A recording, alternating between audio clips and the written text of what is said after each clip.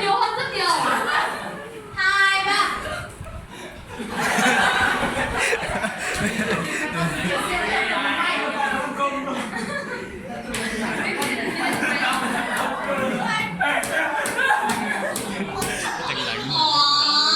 Rồi, cảm ơn các bạn ôm nhau một cái chào tạm biệt nào. Vậy yêu nhau đến thế rồi, thôi tình quá. Rồi, con thấy rõ mời bạn tí nữa. Thì mình xin phép thông báo thử thách của bạn Hùng Đỗ nhảy trên mọi nền nhạc. Hùng Đỗ nhảy tango trên nền nhạc đong xương khớp với của bạn. Xin phép chọn bạn có thể thực hiện thử thách cùng trong vui đấy. Rồi, mình đưa nó theo. Đây nào, đưa cái đây nào. Mày biết ai rất quẩy ở đây chứ? Rồi, thả tóc đi. Thả tóc đi. Thảo. Đúng rồi. Làm lên. Ok. Bắt đầu nhá. 1, 2, 3, bắt đầu.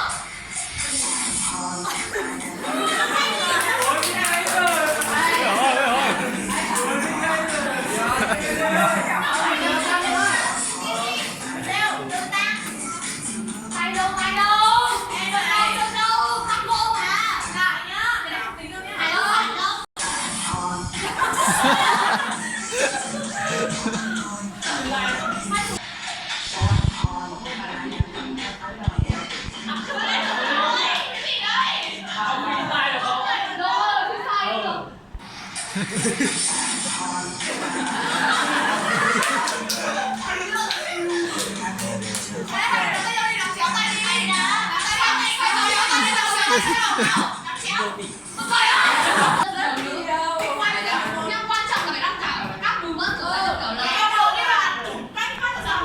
kỷ niệm 1 năm yêu nhau hay kiểu đấy phải để hát hiền mà Thu Hiền ơi. Thôi, không hiền nó đâu bán đầu lắm. Thế không hiền thì gì? Hiền thì gì hả? Ông chúa. Cái này là biết học nó chỉ là đọc nào chỉ là nếu không nói nhiều nữa thôi. Chứ mày nói nãy giờ rồi là mày nói rất nhiều rồi. Nào nếu mà nói không hạnh phúc. Quá đã bây giờ nhá, quá nào. Bây giờ các bạn thử đi giá hay là để chúng mình sẽ làm một vài cái bài này. Các bạn thử đi là đi ra rồi. Em ơi, hoặc là để xem lại cái này. Câu này đấy, đúng rồi.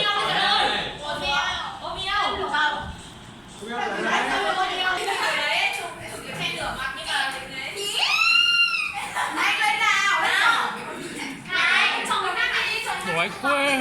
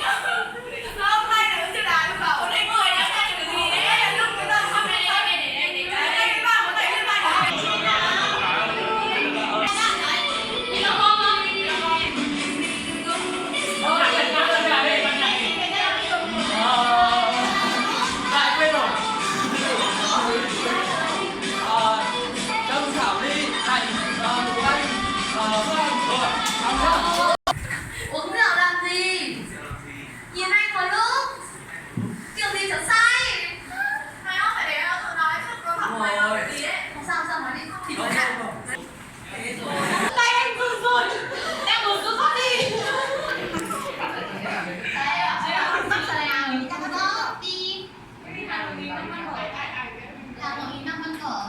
Vĩ đại ơi sợ thì phải